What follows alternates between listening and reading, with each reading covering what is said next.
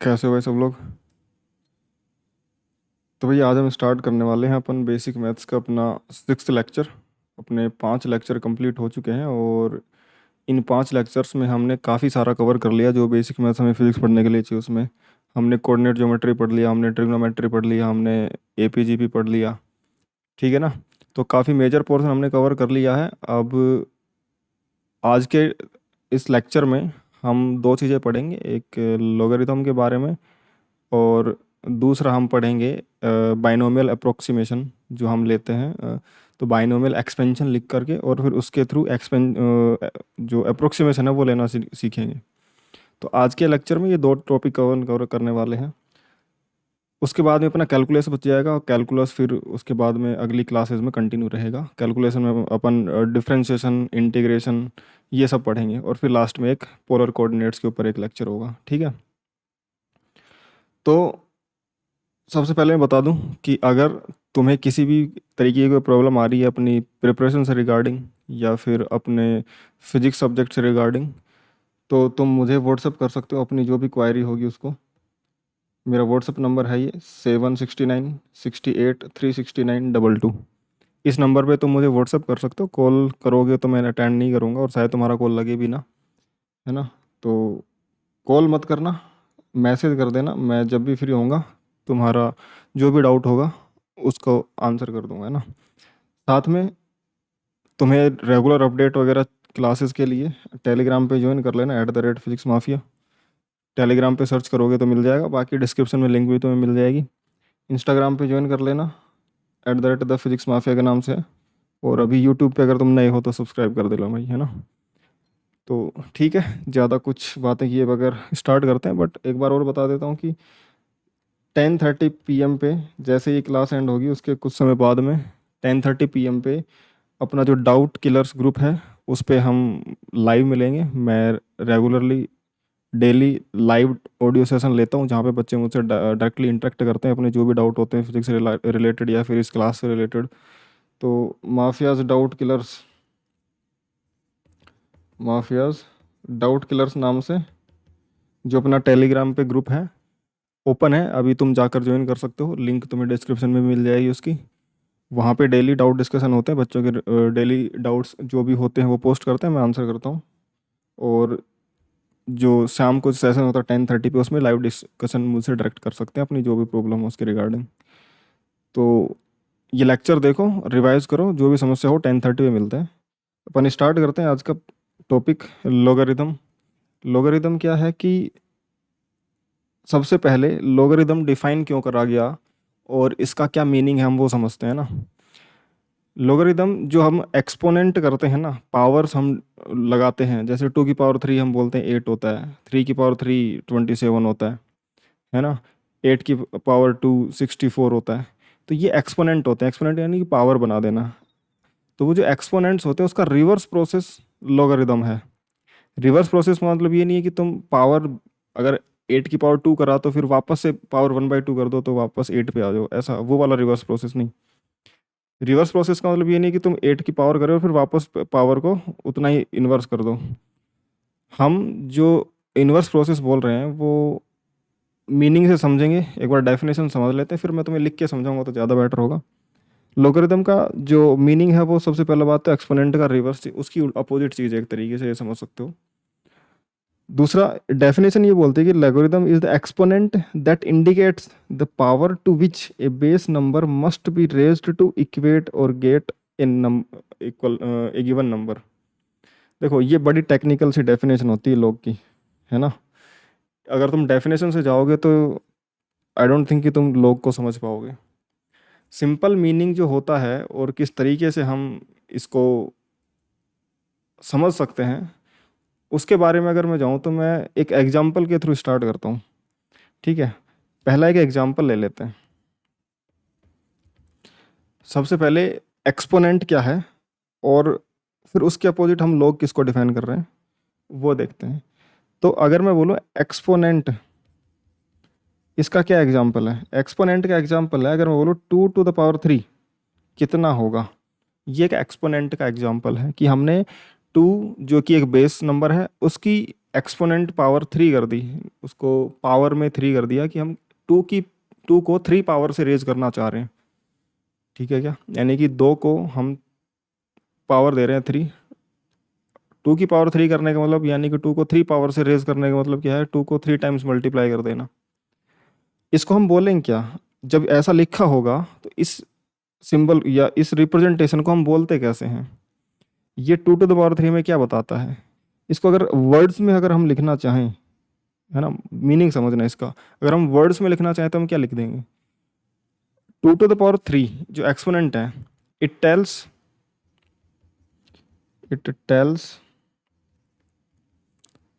That if we will raise 2 by power 3, कि अगर हम 2 को 3 पावर से रेज कर देते हैं, देन वी विल गेट क्या क्या मिलेगा हमें, 8 मिलेगा।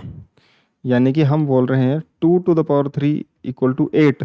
तो ये बोलने का जो सेंस है, इस बोलने के सेंस को हम लेते हैं कि 2 की पावर अगर हम 3 करेंगे तो हमें 8 मिलेगा।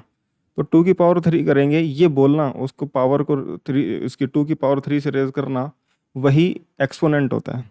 इसके जस्ट रिवर्स, ध्यान से सुनते जाना, ये बहुत ही कैची पॉइंट रहेगा, इसीलिए मैं थोड़ा आराम आराम से एक एक चीज़ समझा रहा हूँ।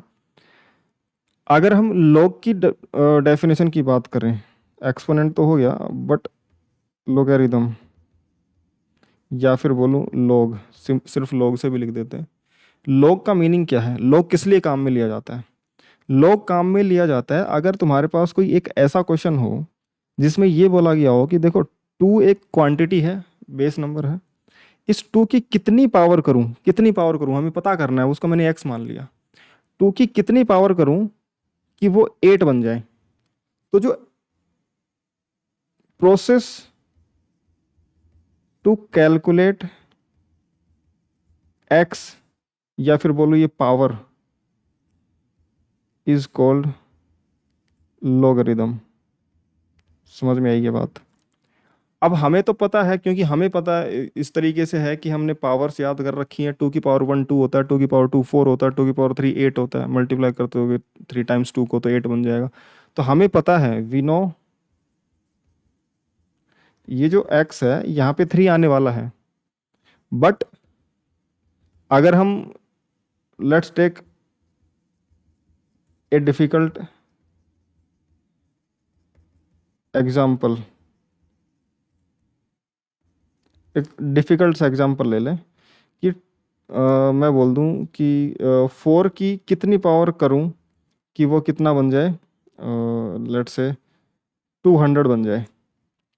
अब अगर सिंपल पावर्स में बनाता जाऊं, 2 की पावर 1 2 की पावर 2 2 की पावर 3 2 की पावर 4, तो 200 कभी नहीं आएगा, क्योंकि 4 को किसी भी नंबर से मल्टीप्लाई कर लो तुम, 4 को अपने आप से 4 से कितनी बार मल्टीप्लाई करते जाओ, एंड में 0 कभी नहीं आएगा। समझ में आई क्या बात, है ना। किसी भी नॉन जीरो नंबर से अगर तुम, जैसे जिसके लास्ट में जीरो ना हो, जैसे 10 20 इनके लास्ट में जीरो, इसके अलावा किसी भी और नंबर से मल्टीप्लाई करते हो 4 की टेबल में, 4 की टेबल देख लो ना, 4 1 जा 4 4 आता है, 4 2 जा 8 आता है, 4 3 जा 12 आता है, 4 4 जा 16 आता है। इस तरीके से तुम पूरी टेबल बोल लो, 9 तक जाओगे तो जीरो एंड में कभी आएगा नहीं, 5 के अलावा, 4 5 जा 20। बट हमें तो सिर्फ 4 ही 4 से मल्टीप्लाई करते हुए चलना है, 4 ही 4 से मल्टीप्लाई करते चलना है, 4 इंटू 4 ये 16 बनेगा, फिर 6 को 4 से मल्टीप्लाई करना है, 6 4 जा कितना होता है 24, लास्ट में फिर 4 आ जाएगा, फिर 4 से मल्टीप्लाई करूंगा तो लास्ट में 6 आ जाएगा। तो ये जब 4 की पावर्स में बनाता जाता हूँ ना, तो एक पैटर्न भी तुम्हें देखने को मिलता है कि एंड में या तो 4 आएगा या फिर 6 ही आएगा, इसके अलावा कोई नंबर ही नहीं आता इसमें, तो है ना। 4 की अगर मैं पावर करता जाऊँ तो 4 की पावर 1 4, 4 की पावर 2 16, 4 की पावर 3 16 4 जा 64, अब 64 की 4 की पावर 4, 64 की पावर 4 करूँगा तो एंड में फिर से 6 आएगा, तो 6 4 6 4 यही चलता रहता है, एंड में आएगा या तो 4 या 6 या 4 या 6 यही आता जाएगा। तो हमें पता है कि 200 तो आने से रहा, लेकिन हम ऐसा कैलकुलेटर में अगर हम डालेंगे कि भाई 4 की पावर कितनी करें कि वो 200 आ जाए, तो वो कुछ ना कुछ वैल्यू देगा हमें, लेकिन वो कैलकुलेटर में पुट भी कैसे करें इस क्वेश्चन को, तो वहाँ से हमें एक अलग फंक्शन की ज़रूरत पड़ी कि हम इसको किस तरीके से कैलकुलेशन करें, क्या हम इसको कैलकुलेट कर भी पाएंगे। तो इसकी कैलकुलेशन के लिए हमने एक नए तरीके का पैटर्न बना रखा, और उस पैटर्न को, उस प्रोसेस को हम लॉगरिदम बोलते हैं। कि इसका हमें लॉग लेना पड़ेगा, है ना। जैसे 2 को हमें 8 बनाना है तो हमें पावर 3 करनी पड़ेगी, एक्सपोनेंट करना पड़ेगा उसका, तब जाके। तो वो हमने एक एक्सपोनेंट का पावर बना, वो पावर रेज करने का एक फंक्शन बना रखा है। उसी तरीके से अगर हमें पता है कि किसी नंबर की कितनी पावर करने पर ये नंबर आने वाला है, तो पावर कितनी है वो कैलकुलेट करने के लिए हमने प्रोसेस बना रखी है लॉगरिदम। क्लियर है क्या? तो हम किसी भी नंबर से कुछ पावर करके कोई भी नंबर बना सकते हैं। तो उस पावर की वैल्यू की किस पावर के लिए वो वैल्यू उसके इक्वल होगी, 8 के इक्वल होगी या 10 के इक्वल होगी, वो पावर कैलकुलेट करना लॉगरिदम का प्रोसेस का पार्ट है। उसके लिए हमने लॉगरिदम प्रोसेस डिफाइन कर रखी है।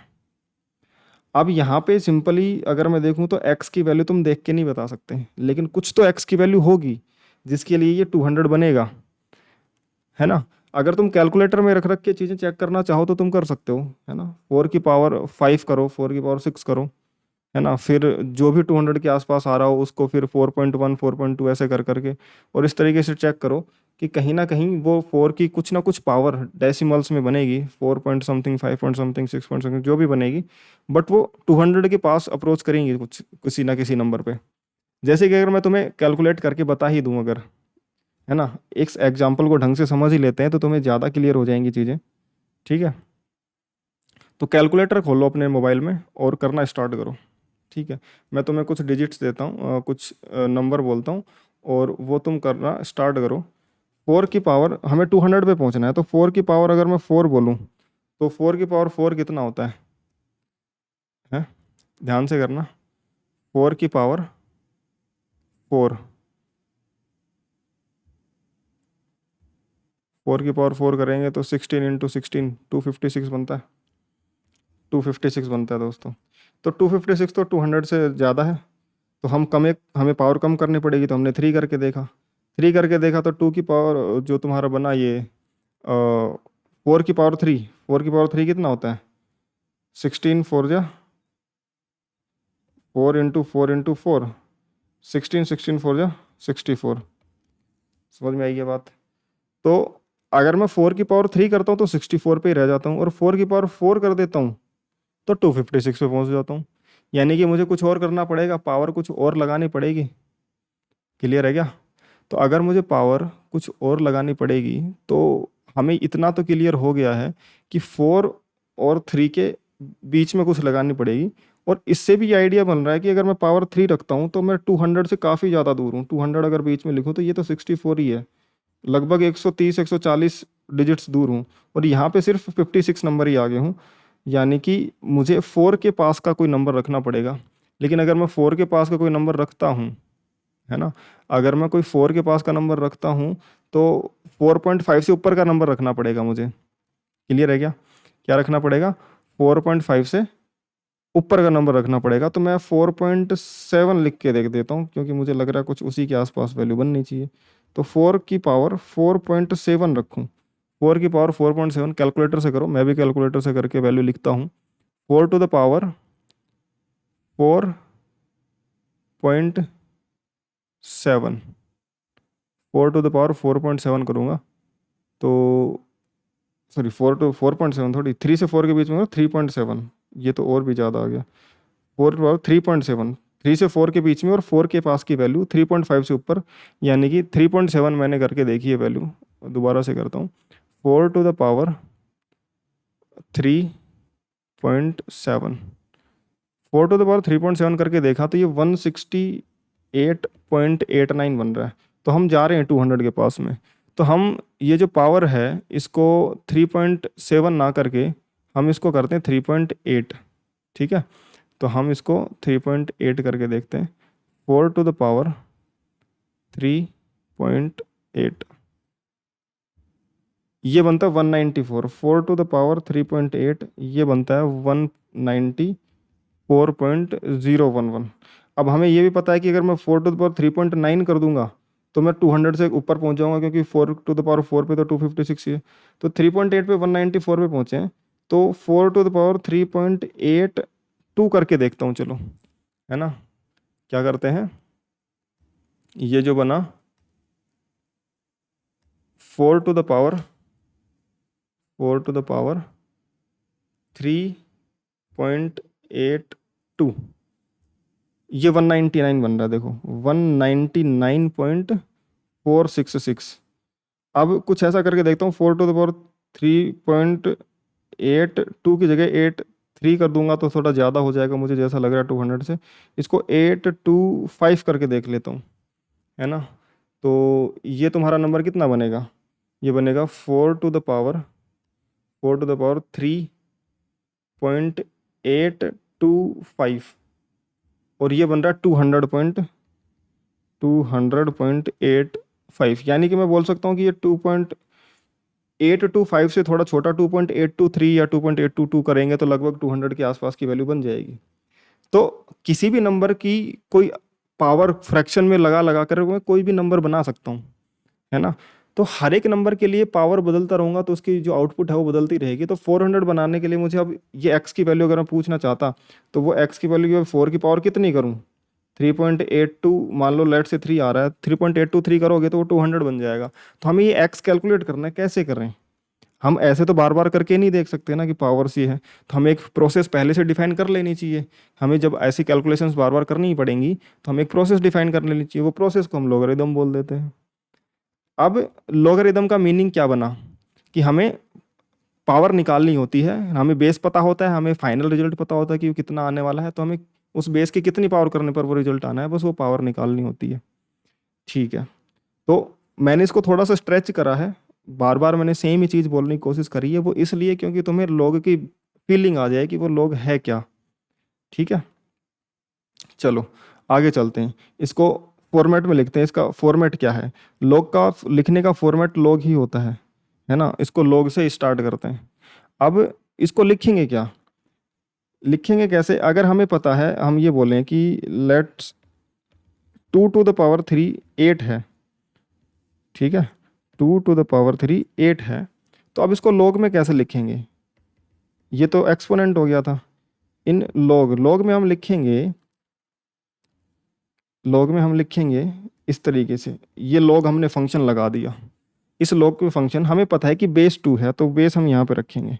यहाँ पे जो रखा हुआ है उसका मीनिंग ये हुआ कि हमें 2 की पावर बनानी है, और 2 की पावर बनानी है, और 2 की कितनी पावर बनाएं कि हमें आंसर क्या मिल जाए, 8 मिल जाए।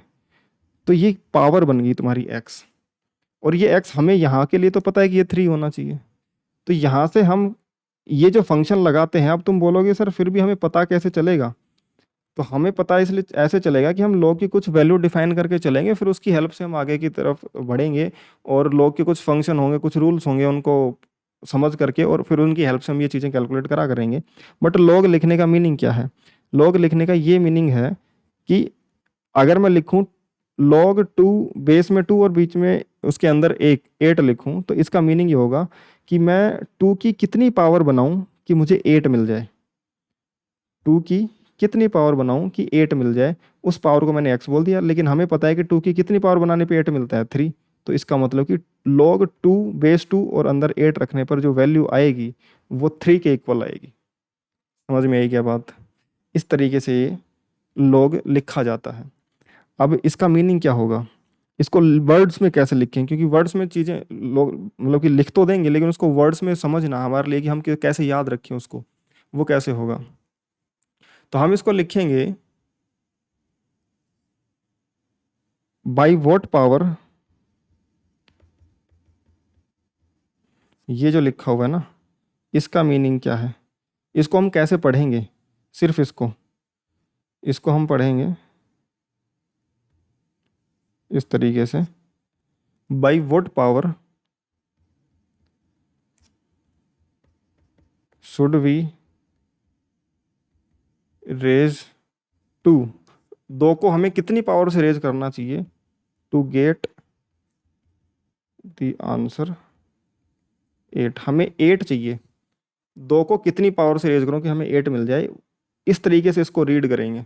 जैसे 2 की पावर 3 को, इसको कैसे रीड करते हैं, इसको रीड करते हैं कि 2 की पावर 3 करेंगे, ठीक है ना, 2 की पावर 3 करना है, सिर्फ इस तरीके से रीड करते हैं। तो हमें पता है कि 2 की पावर 3 करना है तो इक्वल टू 8 आ जाएगा। वैसे ही ये जो नया फंक्शन है log का, इस log में बेस में 2 और बीच में 8 लिखे होने का मतलब ये होता है कि 2 की कितनी पावर करें कि 8 आ जाए। और वो इस फंक्शन में तो स्पेसिफिकली हमें पता है कि 2 की पावर 3 करने पर 8 होता है, तो इसकी वैल्यू हमें 3 पता है। बट आगे अलग अलग तरीके से हम ये चीज़ें कैलकुलेट करना सीखेंगे कि कितना आंसर आना चाहिए, इसके क्या रूल्स होते हैं। क्लियर है क्या? तो आई होप कि ये तुम्हें समझ में आएगा कि log का मीनिंग क्या है। log हमें किसी बेस का पावर निकालने में काम आता है कि उस बेस का कितना पावर करूं कि हमें डिजायर्ड नंबर मिल जाए। ठीक है। अगर मैं जनरल फॉर्मेट लिखूं, in general format, in general format की बात करूं तो log मैंने एक फंक्शन लिख दिया इस तरीके से कि log a बेस b और इक्वल टू मैंने लिख दिया c। ठीक है, मैंने एक इस तरीके से एक फंक्शन लिख दिया log का। इसका मीनिंग क्या है? इसका मीनिंग ये है सिंपल, अगर इसको सिर्फ इतने को पढ़ना चाहिए, इसको छोड़ दो, सी क्या है उसको छोड़ दो अभी के लिए, सिर्फ इतना पढ़ो log a बेस b। इसका मीनिंग ये होगा कि बेस b की पावर कितनी करें कि a मिल जाए, और ये फंक्शन हमें वैल्यू दे देगा उस पावर की, यानी कि वो पावर इक्वल टू कितनी लिखी हुई है c। इसका मीनिंग क्या हुआ? इसका मीनिंग ये हुआ कि b की पावर अगर मैं c कर दूंगा तो हमें क्या मिल जाएगा बेटा? a मिल जाएगा। क्लियर है क्या? तो इसको मैं इस तरीके से भी लिख सकता हूँ ना कि b की पावर अगर मैं c कर दूंगा तो हमें a मिल जाएगा। अब इसको कैसे याद रखेंगे कि हम कैसे यहाँ से यहाँ तक याद, तो अगर हमें स्टेटमेंट याद है, और स्टेटमेंट इन द सेंस ऐसा नहीं कि हमें वर्ड टू वर्ड ऐसे स्टेटमेंट, हमें मीनिंग समझ में आता है इसका क्या है। हमें मीनिंग समझ में आता है कि b की पावर कितनी करूं कि a बन जाए तो c आता है, तो b की पावर अगर c करने पे आ रहा है तो हम लिख सकते हैं कि b की power c equal to a। या तो ऐसे हमें समझ में आए, या फिर याद रखने के लिए हम ऐसे लिख देंगे, अगर log a base b equal to C लिखा हुआ है तो b को, ये log का g जो है एक तरीके से इसको लात मारेगा b को, और ये जाएगा इधर, और ये इसको b को c जो है b जो है c को अपने सर पे बिठा लेगा ऊपर की तरफ। तो हम इसको क्या लिखेंगे इस तरीके से कि ये जो a है ये जाएगा, सॉरी b है ये जाएगा इधर, ये ऐसे कैसे आ जाएगा, जब log b को धक्का देगा तो ये तो इधर उड़ जाएगा और log दूर उड़ जाएगा तो वो हट जाएगा। तो a इक्वल टू फिर ये b इधर जाएगा तो ये b की पावर और c को अपने सिर पे बिठा लेगा। समझ में आई क्या बात? क्लियर है क्या? ये याद रखने का तरीका है, ऐसा कुछ होता नहीं है, वो लात वात मारता नहीं है ना। सिंपल सभ्य इंसान है, ऐसे लात मुंह से नहीं मारते। तो इसका मीनिंग समझ में आया तुम्हें कि b की पावर अगर हम c कर देंगे तो a बन जाएगा, ये इस फंक्शन का मतलब होता है। ठीक है। और ये ऑपरेटर है एक तरीके से, कि ये हमें ऑपरेटर है, ये हमें बताएगा कि क्या फाइनल वैल्यू आएगी कि b की पावर कितनी करने पे a आएगा। ये हमें ये वाला फंक्शन ये c की वैल्यू निकाल के देगा। अभी तो हमने रख ली इसकी वैल्यू कि अगर ये है तो इसका मीनिंग क्या होगा, बट हम ये निकाल के देगा, हम करेंगे आगे। ठीक है ना। log की टेबल होगी, वो तुम्हें टेबल याद करनी पड़ सकती है, कुछ वैल्यू log 2 log 3 इन सब की वैल्यूज, log 4 वगैरह की वैल्यूज तुम्हें याद रखनी पड़ सकती है। ठीक है, केमिस्ट्री में तो काम आएगी, है ना। फिजिक्स में भी थोड़ी बहुत काम आती है, फिजिक्स में तुम्हें वैल्यूज की क्या होंगी उतना ज़्यादा काम में नहीं आता, बट कुछ प्रॉपर्टीज इसके काम में आ जाती हैं, है ना। अब अगर मैं क्वेश्चन फॉर्मेट में बोलूँ तो ये बन जाएगा कि b की पावर कितनी करें कि a आ जाए, तो वो c इक्वल टू, मतलब कि b to the power c equal to a है। अब इतना समझ में आ गया। अब इसके बाद में अगर हम बोलेंगे जो सिंबल्स हम लिखते हैं उन सिंबल्स का क्या मीनिंग होता है, कैसे हम समझेंगे, जो हमें सिंबल्स लिखे हुए दिखेंगे उसको कैसे समझेंगे। सबसे पहले अगर हमें सिर्फ इतना लिखा दिखे कि log c equal to D, ऐसा कोई सिंबल लिखा हुआ, कोई स्टेटमेंट लिखा हुआ मिल गया, तो हम फिजिक्स में क्या मानेंगे, देखो अगर ऐसा कुछ लिखा हुआ है तो बेस कुछ भी हो सकता था, but in general maximum cases में अगर log लिखा हुआ है और बेस में कुछ नहीं लिखा हुआ तो वो बेस का मतलब सिंपल सिंपल 10 होता है। समझ में आई क्या बात?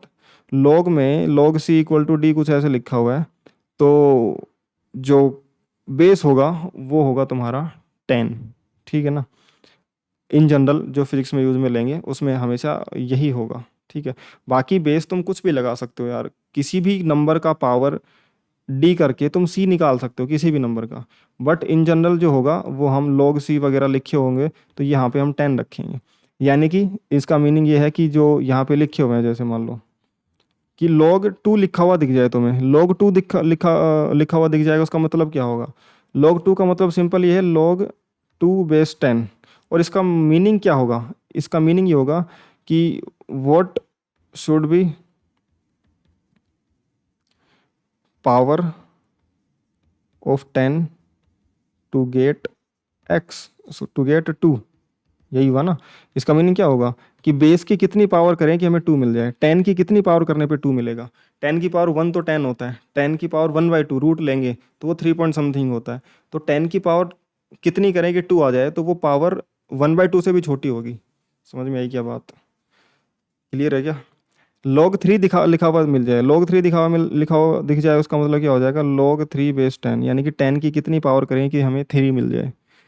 अब हमें वो वैल्यूज़ पता नहीं है, लेकिन हम इनका मीनिंग सीख रहे हैं, log का काम क्या है। log 100 है, इसका हम बोलें कि log बेस 10 और ये 100। 100 को मैं क्या लिख सकता हूँ बेटा, 10 टू द पावर 2 लिख सकता हूँ ना, और बेस 10 है।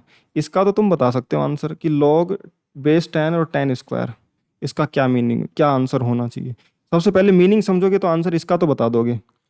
मीनिंग क्या है कि भाई 10 की कितनी पावर करें कि 10 स्क्वायर बन जाए। सोचो इसके बारे में, बहुत बड़ा सवाल हो गया। 10 की कितनी पावर करें कि 10 स्क्वायर मिल जाए। कितनी पावर करोगे, 10 की पावर 2 करोगे तो 10 स्क्वायर मिल जाएगा, यानी कि इसकी वैल्यू कितनी है, 2 है। अरे क्लियर है क्या यार? क्लियर है क्या? अगर मैं बोलता यहाँ पे ऐसे लिख देता log 10, तो इसका मीनिंग क्या होता, log 10 बेस 10। अब इसका मीनिंग क्या होता, इसको कैसे पढ़ते, इसको पढ़ते कि 10 की इस बेस की कितनी पावर करूं कि मुझे 10 ही मिल जाए। 10 की कितनी पावर करने पर 10 मिलेगा, 10 की पावर 1 करने पर 10 मिलेगा। क्लियर है क्या यार? तो ये वैल्यू किसके बराबर होगी, ये 1 के बराबर होगी। यानी कि log के अंदर बेस बेस और ये log के अंदर का फंक्शन, ये अगर ये दोनों इक्वल होते हैं तो उसकी वैल्यू हमेशा 1 ही आएगी। भाई जितना बेस है उसकी कितनी पावर करें कि हमें बेस के बराबर ही वैल्यू मिल जाए, पावर 1 करनी पड़ेगी। तो ये हमेशा log के अंदर यहाँ पे और यहाँ पे अगर सेम नंबर आता है तो ये 1 ही बनेगा। इसकी मीनिंग से, इसका जो डेफिनेशन उसी से समझ सकते हो तुम। क्लियर है क्या यार? अब दूसरा जो तरीके का स्टेटमेंट लिखा हुआ मिलता है, मैं थोड़े जो स्टेटमेंट्स हैं उनको हाईलाइट कर देता हूँ, है ना, इस तरीके से। दूसरा जो स्टेटमेंट है वो ये है। क्लियर है? ये स्टेटमेंट बोलता है कि ln c equal to D, ऐसा कुछ स्टेटमेंट मिल रहा है तुम्हें। तो जब ln में कुछ वैल्यूज लिखी हुई मिल जाएं, तो ln का मतलब होता है log के बेस में e। क्लियर है क्या? यानी कि जो ln2 ln3 ln4 ln e square वगैरह कुछ तुम्हें ln के फॉर्मेट में लिखा हुआ कुछ भी नंबर मिल जाए, तो उसका मीनिंग सिर्फ और सिर्फ इतना होगा, log के बेस में इस बार 10 नहीं है, इस बार e है 2। इसका मीनिंग क्या होगा, what should be power of e to get 2, कि भाई e की कितनी पावर करें, e की कितनी पावर करेंगे हमें 2 मिल जाए। अब e कितना होता है, e हमारे पास होता है 2.7 के आसपास की एक वैल्यू होती है। 2.7 हमारा e होता है। तो e की कितनी पावर करें, यानी 2.7 की कितनी पावर करें कि हमें 2 मिल जाए, ये इसका मीनिंग है। तो ln जब भी लिखा हो, ln का मीनिंग ही होता है log के बेस में e, और सिंपल log लिखा हो, कुछ ना दिया हो बेस में, तो हम उसको 10 मान लेंगे। क्लियर है? उसके अलावा किसी जनरल फंक्शन में तो कुछ भी हो सकता है, बट अगर जैसे इस तरीके से लिखे हुए मिल जाए log 2 log 3, तो हम उसको फिर बेस 10 ही मान लेंगे, है ना। अब log 3 का मीनिंग क्या होगा, log 3 का मीनिंग होगा log 3 बेस e की, e की कितनी पावर करेंगे 3 बन जाए। log e स्क्वायर का मतलब ln e square, ln e square का मतलब क्या होगा, log e square base e। इसको ध्यान से समझो, इसकी भी वैल्यू तुम बता सकते हो। e की कितनी पावर करें कि स्क्वायर बन जाए, log का मतलब ये हुआ कि बेस की कितनी पावर करें कि उसके अंदर रखी हुई वैल्यू हमें मिल जाए। तो e की कितनी पावर बनाए कि e स्क्वायर मिल जाए, e की कितनी पावर करने पे स्क्वायर मिलेगा 2, तो ये कितना बन जाएगा 2। क्लियर है क्या? अगर मैं यही लिखता यहाँ पे लिख के बता देता हूँ कि जो ln e लिखता, तो ये क्या बन जाता, log e base e। e की पावर कितनी करने पर e मिलता, e की कितनी पावर से रेज करने पर e मिलता, एक पावर से रेज करने पर, तो ln e 1 हो जाएगा। तो log के अंदर जब बेस और अंदर की वैल्यू 1 सेम होती है तो 1 ही आंसर आता है। ये यहाँ से भी समझ सकते हो, यहाँ से भी समझ सकते हो, उसके डेफिनेशन से ही समझ सकते हो कि वो 1 ही आएगा फिर अगर सेम वैल्यूज हैं तो। ठीक है? तो उसके बाद में कुछ इंपॉर्टेंट वैल्यूज हैं log की जो तुम्हें याद रखनी है, मैं बताता हूँ कैसे होंगी। log बेस 10 1, यानी कि यहाँ पे 1 आ जाए, फिर चाहे जो मर्जी आ जाए बेस के अंदर, जो मर्जी आ जाए। अगर मैं ऐसे भी लिखूँ log 1 बेस में कोई भी नंबर ए है तो ये ज़ीरो ही होगा, बस ए नॉट इक्वल टू ज़ीरो होना चाहिए। ये एक रूल सा बना लो। अब ये रूल काम कैसे करेगा, अगर ए ज़ीरो हो गया तो ज़ीरो की कितनी भी पावर कर लो, वन तो आ ही नहीं सकता ना यार, ज़ीरो की कितनी पावर कर लो हमेशा ज़ीरो ही आएगा। तो ज़ीरो की तो कितनी पावर कर लो वन आ ही नहीं सकता, तो ये तो नॉट डिफाइंड होगा, यानी कि बेस में ज़ीरो नहीं हो सकता, क्योंकि ज़ीरो की कितनी पावर करो कुछ और वैल्यू मिलेगी नहीं ज़ीरो के अलावा, तो ज़ीरो नहीं होगा। ज़ीरो के अलावा जो मर्जी नंबर रख लो, फिर तुम उसकी वैल्यू निकालोगे। साथ में ये जो अंदर होती हैं इसकी वैल्यूज़, ये पॉजिटिव होनी चाहिए, है ना। लॉग के अंदर जो फंक्शन डिफाइंड है वो पॉजिटिव वैल्यूज़ के लिए डिफाइंड है, नेगेटिव वैल्यूज़ के लिए इमेजिनरी नंबर्स यानी कि रूट ऑफ -1 वगैरह, या कि फिर -3 की पावर 5/4, ये 3/4, इस तरीके की जो क्वांटिटीज़ हैं नेगेटिव नंबर के जो पावर्स हैं वो हम कैलकुलेट नहीं करेंगे, ठीक है। लॉग के अंदर हम पॉजिटिव वैल्यूज़ के ही कैलकुलेट करेंगे। तो 10 की कितनी पावर करूँ कि हमें 1 मिल जाए, किसी भी नंबर की जो नॉन जीरो नंबर है उसकी पावर जीरो करने पर हमें 1 मिलता है, चाहे वो 10 हो उसकी पावर जीरो करने पर 1 मिलेगा, ई की पावर जीरो करने पर भी 1 मिलेगा, इसलिए ई की पावर कितनी करें, जीरो करें, ताकि हमें क्या मिले, 1 मिले। क्लियर है क्या। दूसरा, ये log 2 की वैल्यू जब बेस 10 हो तो 10 की पावर कितनी करें कि हमें 2 मिल जाए, वो आता है 0.301। ये तुम्हें याद रखनी है, काम आ सकती है ये वैल्यू। एल एन में अगर लिखा हो यानी कि बेस अगर ई हो तो इसको एल एन, इसको सिंपल एल एन टू भी लिखा जा सकता है। एल एन टू मतलब कि लॉग बेस ई और अंदर टू, यानी कि ई की कितनी पावर करें कि 2 मिल जाए, वो होता है 0.693। ये याद रखनी है तुम्हें, केमिस्ट्री में काफ़ी जगह काम आएंगी, फिजिक्स में भी कभी कभी काम आएंगी। क्लियर है क्या। लॉग बेस 10 ई, यानी कि 10 की कितनी पावर करूँ कि हमें वैल्यू ही ई मिल जाए, वो बनता है 0.4343। और log के बेस में e हो तो e की कितनी पावर करूँ कि 10 बन जाए, वो बनता है 2.303। ज़्यादा जो काम में आती हैं वो एक तो ये वाली वैल्यू ln2 और एक ये कन्वर्जन में काम आती है ना भाई। log बेस e से 10 में जाने के लिए करना पड़ेगा, और सॉरी 10 से e में जाने के लिए पढ़ना पड़ेगा, e से 10 में जाने के लिए ये करना पड़ेगा, आगे समझेंगे। इन दोनों में क्या रिलेशन है, इन दोनों में रिलेशन है कि अगर मैं इसका इन्वर्स करूँगा तो ये मिलेगा, और इसका इन्वर्स करूँगा तो ये मिलेगा, है ना। करके देख लेना डिवाइड। क्लियर है क्या, यानी कि ये दोनों वैल्यूज एक दूसरे की इनवर्स हैं।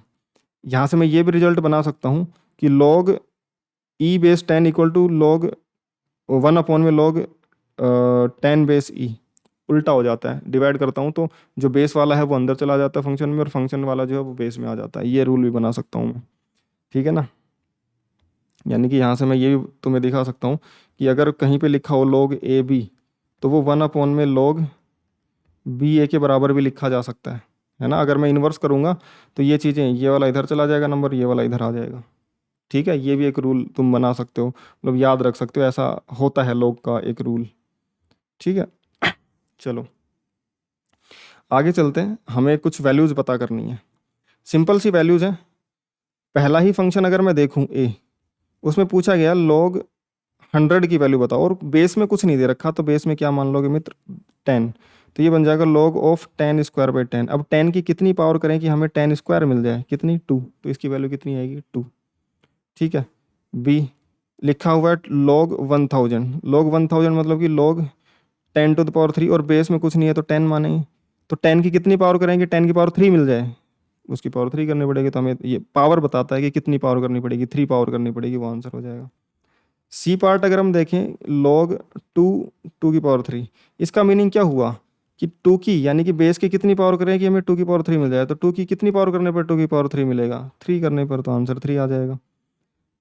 डी में देखूं, log 5 5 स्क्वायर करना, इसका मीनिंग क्या हुआ कि जो 5 है उसकी कितनी पावर करने पर 5 स्क्वायर मिलेगा, 2, तो 2 आ जाएगा तुम्हारे पास।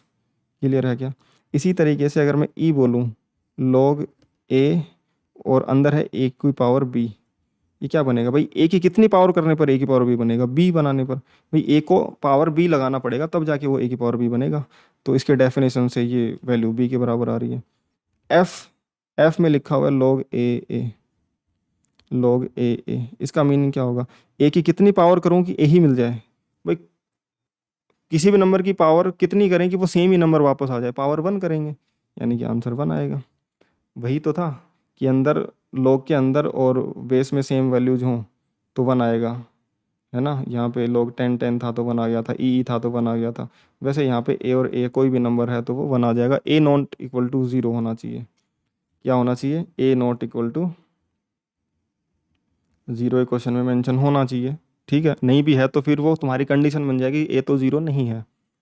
ठीक है, तो चलो ये क्लियर है। अब इस पैटर्न में थोड़ी सी चीज़ें समझो। जब तुम इस तरीके से लिख रहे थे, बेस में 10 था और ये 10 का स्क्वायर था, तो मैं बोल सकता हूँ ना कि एक रूल बना लेता हूँ कि जब ऐसे हों, जब यहाँ पे कोई नंबर हो और अंदर उसी के पावर में कुछ नंबर हों 2 3 4 5 1/2 जो है, तो पावर आगे आ जाएगी और पावर आ जाएगी और बाकी बचा हुआ log 10 10, ये log 10 10 तो क्या बन जाएगा 1 भाई। 10 की पावर कितनी करने पर 10 आएगा? 1 करने पर, तो 2 टाइम्स। समझ में आई क्या बात? यहाँ पे log 10 10 टू द पावर 3, तो 3 को आगे भेज दूँ, 3 को आगे भेज दिया, log 10 10। क्लियर है क्या? उसी तरीके से जब log 2 और 2 था तो 3 आगे आ जाएगा और log 2 और 2 बन जाएगा 1। 5 स्क्वायर था तो 2 आगे आ जाएगा और log 5 5 बन जाएगा 1। जब log a बेस a की पावर b था तो b तो आगे आ जाएगा और ये बन जाएगा log a और a, log a की कितनी पावर करने पर a आता है 1, तो ये तो बन जाएगा 1, ये बन जाएगा b, log a क्योंकि 1 होता है। क्लियर है क्या? तो जब ऐसे नंबर्स होते हैं तो पावर क्या आ जाती है? सामने आ जाती है। ठीक है ना। जब log के अंदर नंबर होते हैं और पावर में लिखी होती है तो पावर आ जाती है सामने। ठीक है, तो अगर ये पावर सामने आ जा रही तो हमने एक रूल बना लिया। एक तो हमें ये पता चल गया, यहाँ से हम एक रूल्स ऐसे ही कुछ कैलकुलेशंस कर करके हम ऑब्जर्वेशन लेंगे लॉग के बारे में, कुछ अलग अलग टाइप की कैलकुलेशन करेंगे और उन ऑब्जर्वेशन के हिसाब से हम कुछ रूल्स डिफाइन कर सकते हैं। तो यहाँ से पहला रूल तो क्या बन गया कि कोई भी नंबर में अगर बेस और उसके अंदर का वैल्यू सेम है तो वो 1 बनेगा। साथ में log a बेस a की पावर n अगर लगा दूँ, log बेस a में अंदर फंक्शन है a की पावर n, तो n बाहर आ जाएगा, ये एन ही वैल्यू बन जाएगा क्योंकि log a बेस a तो 1 बन जाएगा। क्लियर है क्या? ऐसे रूल बना लेंगे हम अलग अलग तरीके से सोल्व कर करके। तो हम बहुत सारी अलग अलग तरीके की कैलकुलेशन को ऑब्जर्व करके log के अलग अलग रूल्स बना सकते हैं। सबसे पहले हम वो रूल्स पढ़ लेते हैं क्योंकि काम के वही हैं, है ना। वही रूल्स हमें बार बार काम आएंगे। तो ये कुछ रूल्स हैं, ये तुम्हें याद रखने हैं। पहला रूल क्या है? वही जो भी पढ़ा, log a होगा तो 1 होगा, log a की पावर n होगा तो n आगे आ जाएगा, तो n ही बचेगा। साथ में अगर कोई जनरल है कि a to the power b है, यहाँ पे कुछ c वगैरह है जो भी है या 10 है कुछ भी है बेस में, तो log a to the power b अगर कोई फंक्शन है तो b आगे आ जाएगा और log a बच जाएगा। अब यहाँ पे बेस में c है या d है या फिर 10 है या e है, कुछ भी हो कोई फर्क नहीं पड़ता। समझ में आई क्या बात? ऐसे लिख लो, बेस भी कुछ अलग है। तो ऐसा भी होता है कि ये पावर जो आगे आती है वो हमेशा ही आ जाती है log के अंदर। अगर अंदर वाले फंक्शन को तुम a to the power b के फॉर्मेट में लिख सकते हो तो b आगे आ जाएगा, log c a बन जाएगा। क्लियर है क्या यार? ऐसा लिख सकते हो तुम। ठीक है, ठीक है भाई। अब log के अंदर कोई दो नंबर मल्टीप्लाई हो रहे हो तो तुम लिख सकते हो उसको log a plus log b। Base same रहना चाहिए, यहाँ पे जो सेम बेस है वही बेस आगे की तरफ रहना चाहिए। log a into B base में सी, तो वो log a बेस में C plus log b base में सी। बेस चेंज नहीं होना चाहिए। 10 था तो 10 होना चाहिए था, ई था तो ई होना चाहिए था, 1 है तो 1, 2 है तो 2, जो भी है वो होना चाहिए था। ठीक है, उसके अलावा अगर मैं बात करूं कि log a by B, log a by B जैसे मल्टीप्लिकेशन था वैसे ही डिवीजन वाला है। क्या कर दिया मैंने? हाँ, जैसे मल्टीप्लिकेशन वाला था वैसे मल्टीप्लिकेशन में एडिशन हो रहा था तो डिवीजन में क्या हो जाएगा? सब्ट्रैक्शन। डिवीजन में देखूँ इसको b की पावर -1 रख दूँ और यहाँ पे रख दूंगा प्लस में रखूँ इसको और ये b की पावर -1, अब ये -1 आकर के यहाँ पे माइनस क्रिएट कर देता है। तो है तो ये मल्टीप्लिकेशन वाला ही, बट डिवीजन में क्या होता है? मल्टीप्लाई में b की पावर -1 है तो वो -1 आगे आके यहाँ पे माइनस क्रिएट कर देती है। तो डिवीजन रूल बन जाता है log a minus log b। Base फिर भी सेम रहना चाहिए, यहाँ पे जो बेस था वही बेस होना चाहिए, वो जो भी बेस है। ठीक है, तीसरा जो कन्वर्जन है कि log a बेस e था और फंक्शन अंदर a था, तो बेस e को हम ln भी लिख सकते थे, ln a, या फिर बोलूँ log बेस e a, इनका मीनिंग सेम ही होता है। अगर बेस e से हमें बेस 10 में जाना है, log a बेस e से log a बेस 10 में जाना है तो हमें 2.303 से मल्टीप्लाई करना पड़ता है। ये कुछ रूल्स हैं तो हमें याद रखने हैं। ये पूरी कैलकुलेशन की ऑब्जर्वेशन कर करके, जैसे ये ऑब्जर्वेशन लिया वैसे ही बार बार ऑब्जर्वेशन ले करके अलग अलग तरीके कैलकुलेशन का ये रूल्स हम बना सकते हैं, कोई डिफिकल्ट चीज़ नहीं है। है ना। बट मैं एक्सप्लेन नहीं करूँगा हर एक रूल को, हर एक रूल को एक्सप्लेन करने लग गए तो फिर इनके एक्सप्लेनेशन में पूरा लेक्चर निकल जाएगा, जबकि एक्सप्लेनेशन काम भी नहीं आएंगी हमारे हर एक उसकी, हमें याद रख लेनी है क्योंकि वो हमारे काम आएंगी बार बार जो इसकी प्रॉपर्टीज होंगी। बट हाँ, जैसे ये वाला रूल मैंने तुम्हें समझाया कि ये कैसे काम करता है, वैसे डेफिनेशन के हिसाब से चलेंगे तो बाकी सारे भी डिराइव हो जाएंगे। उसके अलावा एक और मैं बात कर लेता हूँ कि जैसे log a into B equal to log A plus log B जो लिखा है, ये कैसे काम करता है, कि ये कैसे बन पाएगा। इसकी सिंपल अंडरस्टैंडिंग लेंगे तो तुम्हें क्लियर हो जाएगा बिल्कुल। ठीक है, अब वो अंडरस्टैंडिंग किस तरीके से बिल्ड करें, हम एक न्यूमेरिकल एग्जांपल ले लेते हैं तो उससे तुम्हें तो चीज़ें दिखने लग जाएंगी कि हाँ यार ऐसे हो रहा है। जब अननोन्स में चलता है ना तो चीज़ें क्लियर नहीं होती। तो हम एक काम कर लेते हैं, लेट एन एग्जांपल log 2 और अंदर में कुछ ऐसा ले लेते हैं 4 × 8। ठीक है, तो जो अपना ये फंक्शन मैंने लिखा है, ये फंक्शन इस तरीके से लिखा गया है कि जो 4 × 8 लिखा मैंने, बेस में 2 रखा, तो जो 4 और 8 हैं ये दोनों ही 2 की पावर्स में लिखे जा सकते हैं। तो अगर ये दोनों ही बेटा 2 की पावर्स में लिखे जा सकते हैं क्लियरली, इनमें कोई दिक्कत नहीं है कि कोई हमें फ्रैक्शन में पावर नहीं लिखनी पड़ेगी। 2 की पावर 2 4 होता है, 2 की पावर 3 8 होता है। अब यहाँ से तुम्हें समझना है, जो मैंने एग्जाम्पल चूज करा log बेस 2 और 4 को लिख देंगे 2 की पावर 2 इंटू 8 को लिख देंगे 2 की पावर 3। ठीक है, अब यहाँ से मुझे ये पता चला कि ये जो वैल्यू है ये log, लेफ्ट हैंड साइड में लिखता जाता हूँ इसको, log 2, और ये मल्टीप्लिकेशन जब सेम बेस नंबर से होता है तो पावर साइड हो जाती है, 2 की पावर 3 + 2 5 हो जाएगा। और इस केस में तो पता ही है जब 2 की कितनी पावर करें कि 5 आ जाए, 5 करना पड़ेगा, यानी कि इसकी वैल्यू 5 आनी चाहिए। तो ये जो नंबर है इसकी वैल्यू कितनी आनी चाहिए, 5 आनी चाहिए। अब तुम ध्यान से सुनो, ये क्या करा हमने, 2 की पावर 2 + 3 तो करा है ना, पावर्स ऐड ही तो ही है, 2 + 3 ये पावर्स ऐड ही तो हुई है। और log हमें पावर ही तो देता है, log हमें क्या करता है, पावर ही देता है।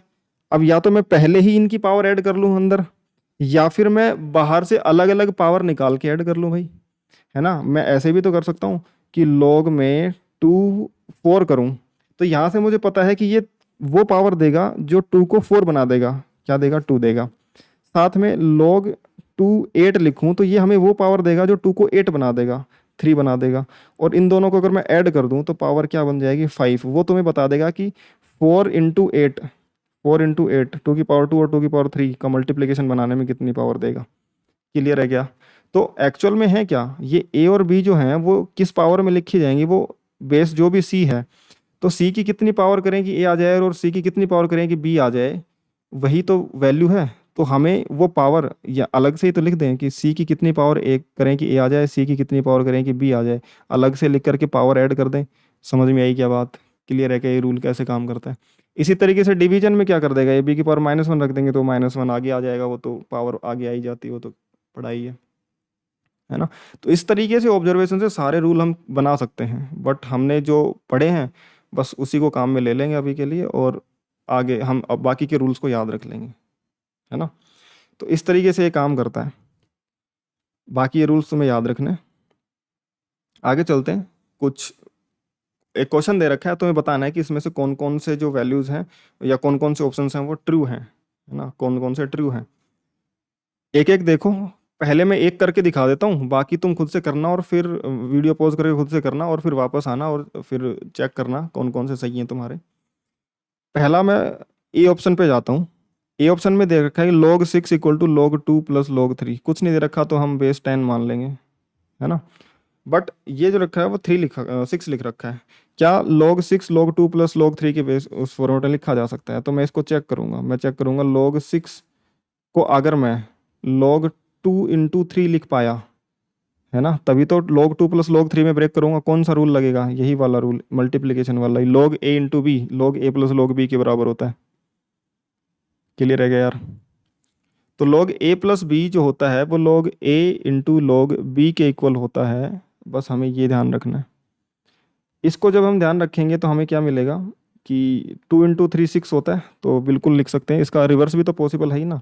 अगर log a × b को log a + log b लिख सकते हैं, तो log a + b को log a × b, तो log a + log b है, इसको मल्टीप्लाई करेंगे तो log a × b बनेगा। log के अंदर 2 × 3 6 बनेगा, वो 6 है, यानी कि ये स्टेटमेंट ट्रू है, ये ट्रू है। अगले स्टेटमेंट के बारे में बात करें, अगला स्टेटमेंट बोल रहा है कि log 0.2 क्या log 2 माइनस log 10 के बराबर है। ध्यान से सुनो, log 0.2 क्या log 2 माइनस log 10 के बराबर है दोस्तों।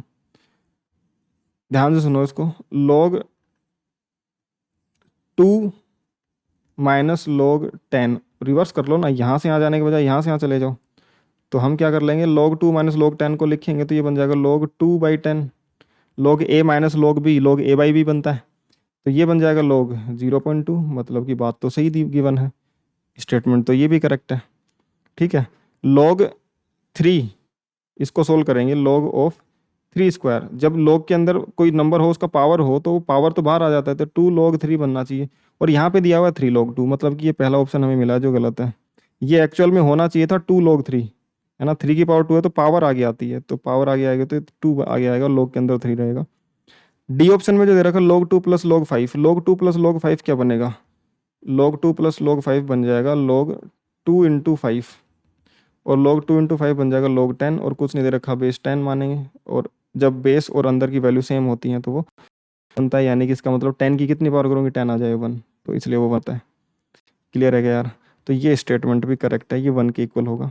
अगला स्टेटमेंट जो है वो गिवन है हमें log E2, और इसको हमें जाना है 10 2, यानी कि हम ध्यान से देखो, नंबर अंदर का वही है, बस बेस जो हमने ई था वो 10 में गए हैं। अब जब बेस ई से 10 में जाते हैं तो किससे मल्टीप्लाई करते हैं, 2.303 से।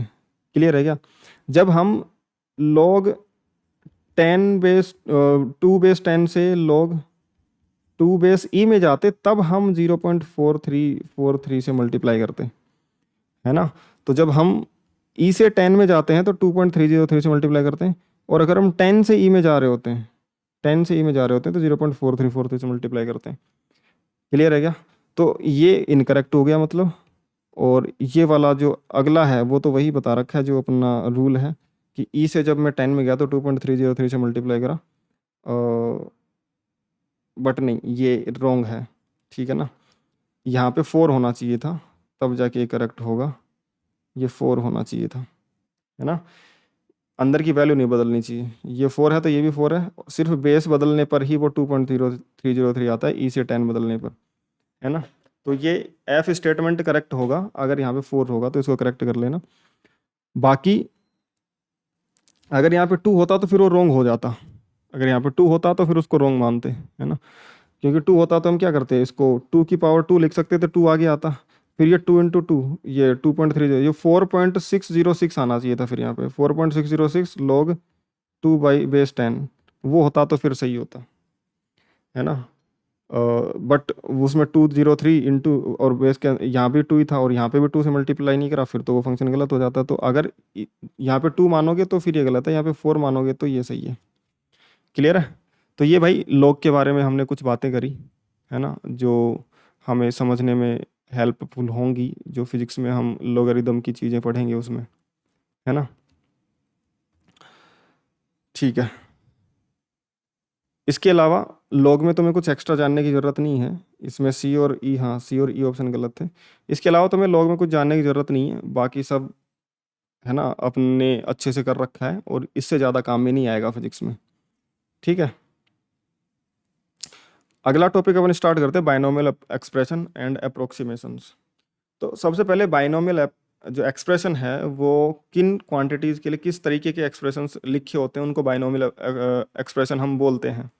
तो बाइनोमियल जो एक्सप्रेशन हम बोलते हैं वो बाइनोमियल एक्सप्रेशन किसी भी दो नंबर्स के, दो डिजिट्स के सम की कुछ पावर्स होती हैं उनको ओपन अप करने के लिए जो फॉर्मूले यूज करे जाते हैं वो उसको अपन बाइनोमियल एक्सप्रेशन बोलते हैं। और उसकी एक फिक्स रूल होती है, उस रूल के अकॉर्डिंग हम करते हैं। वो रूल ऐसा नहीं है कि बस दे दिया गया, वो ऑब्जर्वेशन से ही बना है, फिर से मैथ्स जो है वो ऑब्जर्वेशन से ही बनी है ये वाली। तो वो पहले पावर 2 करा, फिर 3 करा, फिर 4 करा, और फिर उसको जनरलाइज कर दिया कि किसी जनरल पावर n के लिए हम कैसे एक्सपेंड कर सकते हैं। अभी तक तुमने जो 10th क्लास तक सीखा होगा वो सिर्फ इतना सीखा होगा कि a प्लस बी का होल स्क्वायर कितना है, और कोई जो बहुत ही इंटेलिजेंट बालक था तुम्हारी क्लास का उसको a प्लस बी की पावर 3 का भी फॉर्मूला आता था। अरे आता था कि नहीं आता था। तो वही चीज़ है, ए प्लस बी का स्क्वायर, ए प्लस बी का क्यूब, ए प्लस बी की पावर -1 2 3 जो भी हो, यानी कि दो अलग अलग नंबर वेरिएबल्स का सम या सब्ट्रैक्शन हो, उसकी कुछ पावर हो, तो उसको ओपन करने का जो तरीका है वो बाइनोमियल एक्सप्रेशन कहलाता है। ठीक है, किसी भी दो अलग अलग वेरिएबल्स का सम, उसकी पावर को एक्सपेंड करने का तरीका बाइनोमियल एक्सप्रेशन लिखा जाता है। अब ये बाइनोमियल थ्योरम कि बाइनोमियल ने हमें एक्सप्रेशन लिखने का तरीका क्या सिखाया, उसको बाइनोमियल थ्योरम बोलते हैं। उसने बताया कि कोई भी दो नंबर हैं ए एंड बी, उसकी पावर है एन, ए और बी अननोन है और एन भी उसकी पावर है जो कि अननोन है। तो इन तीनों को अगर ए प्लस बी की पावर एन को हमें एक्सपेंड करना हो, इसको ओपन करना हो, तो कैसे करेंगे, उसका रूल इसने बताया।